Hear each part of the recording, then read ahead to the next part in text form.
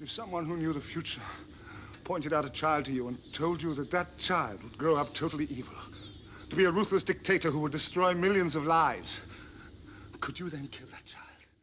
That's the question indeed. Would you kill a child if you knew he grew up to be evil? Could you do that? Hello everyone, it is me, Robert, back for another little review, a little interpretation, a little thoughts on the latest Doctor Who episode. Yes, The Magician's Apprentice. It was released yesterday, and needless to say, my hopes for this series were mixed. Peter Capaldi had a good introduction last season, but I did have fears that Moffat would go off in his usual way and start making the story over complex. However, to my surprise, and I think to the surprise of quite a few people, this story was nice. It was good. And there are understatements coming from me. So let's crack into it. Now be warned, from this point onwards there will be spoilers ahead, so don't watch this video if you haven't seen the episode yet. So, that opening then, wow, that was quite something. That was a love letter to Genesis of the Daleks in every sense of the form. It was glorious beyond belief. However, as much as that opening was brilliant, I did see it coming. I know it was Skaro during the war, ever since I saw those World War I planes firing lasers. As in Genesis of the Daleks, we saw the Fowls and the Khaleds fighting each other with a mixture of World War I, World War II weapons and equipment. But the moment I saw that child, I knew it had to be him, even though I thought this was later on in time. Now, even though this makes a certain Big Finish audio series slightly redundant, it was still amazing to find out that that child was Davros. Also, those hand mines, they look a lot like something the older Davros may have created. I wonder if he got inspiration at all. Now, it's nice to see the return of some classic organisations in Who. Firstly, the Shadow Proclamation from Russell T Davies' era, who appeared in The Stolen Earth. Then we also have the Sisterhood of Khan returning from not only Brain of Morbius, but also the 50th anniversary mini-episode which featured the Paul McGann's Doctor. Great to see them returning. And also, we got to see the bar, which was owned by, and I cannot remember his name, Blue Guy, who was Matt Smith, got his head chopped off by the headless monks. Yeah, it was nice to see that, because if you looked in the bar, you could see several aliens from new Doctor Who era. You had an Ood in there, you had a Hoix, I believe, you had all sorts of other creatures. So it was nice to see them appreciating what has gone before. Now Straff, he was a really interesting character, because I didn't know what to expect. You don't really expect much from a minion, do you? But then when a minion turns out to be made of snakes, quite interesting, and quite like something Davros would cook up from one of his crazy genetic experiments. However, it also reminded me, in a slight way, of the Mara. Now, if you know classic Who, you know what I'm on about. Just something about it reminded me of the Mara. By the way, they should totally bring back the Mara. It's nice to see UNIT back in a much more prominent way like they used to. And it's nice to see Kate is taking charge once more. Also, it's great to see that they're using Clara as an advisor. Very similar to what they did with the Third Doctor during his run on Earth. So it's nice to see the links there between old Who and new Who. So does anyone remember that classic Doctor Who episode Time Flight, in which an evil presence was mysteriously taking planes out of the sky? Yeah, and while that's not my favourite Fifth Doctor story, Fifth Doctor being my personal favourite Doctor of all time, do you remember who that evil presence turned out to be? Yeah, the Master. You see the similarities between that and this episode? Now, my views on Missy as a character haven't really changed. I still don't like her, and I'll get into that in a completely different video if you want. But in this episode, she was actually quite tolerable, and it was nice to see the relationship between her and the Doctor explained a bit more. And also, I really liked certain moments she had in this episode. For instance, where she was called a good guy and proceeded to go and kill 3 people. You know, that's classic Master. That's pretty cool. And it's something that you should see a bit more, instead of this kind of... Don't get me started. Oh, and hey, would you look at that? This is the first full episode that the Master has appeared in, along with the Daleks. Yeah, you haven't seen that since, what was it? Frontier in Space, John Pertwee story. it's interesting, isn't it? Oh, and of course there was the time that the Master got killed by the Daleks, but sure, that won't come back to bite them in the arse, will it? So Skaro is back. Again.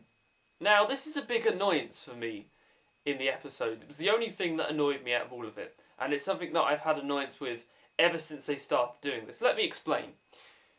In the 7th Doctor episode, Remembrance of the Daleks, one of my all-time favourite Dalek stories, Sylvester McCoy used the Hand of Omega, an interstellar device, to destroy Skaro by sending its sun supernova. And it obliterated the planet, and that was it. And then, in the TV movie, 20th Century Fox used a bit of creative license and brought back Skaro without any kind of explanation, which, alright, I get it. It was the TV movie, not everything has to make sense because it was produced by different people. But then they brought it back in Asylum of the Daleks. And again, didn't explain anything. So I've had a real annoyance that Skaro is back. You know, for me, Skaro was destroyed in Remembrance. And that makes Remembrance such a great story. Because it takes on this much darker tone in the end. In the final part, it's quite dark. You know, Skaro is destroyed, people are getting killed left, right and centre. It's a very dark episode. But if you take that away, it kind of loses its appeal. So yeah, Skaro is back. How? However, my theory about Skaro, which is that the Skaro we're seeing now is actually a second planet that they've just renamed Skaro, kind of works because we find out in the episode that they've rebuilt most of Skaro to look like it originally did way back when we first met the Daleks in the William Hartnell story, The Daleks and the Dalek city that we saw there. But yeah, I would love some clarification on that, Doctor Who, you know. I really would, because Skaro seems to be a planet that just pops up. And everything in the new series of Doctor Who, up until Asylum, pointed otherwise. You had quotes from doctors saying Skaro was destroyed, and even Daleks saying that their homeland was destroyed. Homeland? God, sound like Nazis. Well, so also Davros is alive, and somehow he escaped the explosion of the Crucible in Journey's End. You know, I would really like to know how, Doctor Who. Please, in the next episode, can we get some sort of clarification about how he actually escaped? Because the last time you saw him, yeah, he didn't really look like he was in a position to get out of there quickly before the whole space station exploded. But, you know, this is Doctor Who. You can write in something, I'm sure you can. But please, can we just have that clarified for the next episode? Also, why is he dying? Is it of old age? Is it because of all of the stuff he's been through? What? Can we have clarification on that, please? Thank you. So, the Supreme Dalek is back. It seems to have been rebuilt by Davros since his destruction by Captain Jack in Journey's End. And it's good that they've brought back so many classic Daleks, such as my personal favourite, the Special Weapons Dalek from Remembrance. But also, notice the interior of the city. That looks a hell of a lot like the city of the original Daleks back in their very first episode. It's nice to see that they're using that kind of architecture for the Daleks once more. Also, was it just me, but did that Special Weapons Dalek speak? Now, it's not just me, but we all know that Clara and Missy and the TARDIS aren't dead and destroyed. You clearly saw that Clara and Missy teleported out just before being exterminated, using the helpful plot device from Russell T Davies' era, the Vortex Manipulator. Oh, and the TARDIS isn't destroyed because we all know what would happen if it did. Now, one of my favourite scenes from this episode is the confrontation between Capaldi and Davros. It's tense, and the use of the clips from previous encounters just adds to that suspension, especially the clip of Tom Baker from Genesis, which has so much prevalence in this episode. Now, on to that last scene, the one that everyone's probably going to be freaking out over because, hey, you know, this is a kid's show, and we end it with someone pointing a gun at a kid. Yeah, that's really gonna... Parents are gonna love that, aren't they? They really are. But what was more interesting is, it reminded me of another scene. Remember back in Resurrection of the Daleks, the 5th Doctor story, which everyone complained about because of so much death? Yeah, that was quite a bloody episode. Do you remember that scene where Peter Davison pointed the gun at Davros and was about to kill him? It sounds similar, doesn't it? Yeah, it takes a few cues from that episode, I reckon. And also, you know, he's not going to kill Davros. You can't kill Davros. If you kill Davros, then, you know, you've just wiped out half of Doctor Who's history. In fact, you've wiped out quite a lot of Doctor Who's history because Davros has played quite a pivotal role over the years. So yeah, you wouldn't do that. However, I don't know how this story is going to end, actually. I'm really looking forward to the next episode. Because how do you get out of this one? Do you just let Davros die naturally? Do you kill him yourself and wipe out history as you know it? Or what? I really don't have a clue what's going to happen next time. And that is why, one of the reasons I love this episode so much. It keeps you in suspense. So, that's been my kind of little thoughts. So overall, fantastic episode. For me, as a huge Classic Who fan, it was... I wouldn't say it's a love letter to Classic Who, but it certainly knows how to get the classic fans much more excited in Doctor Who.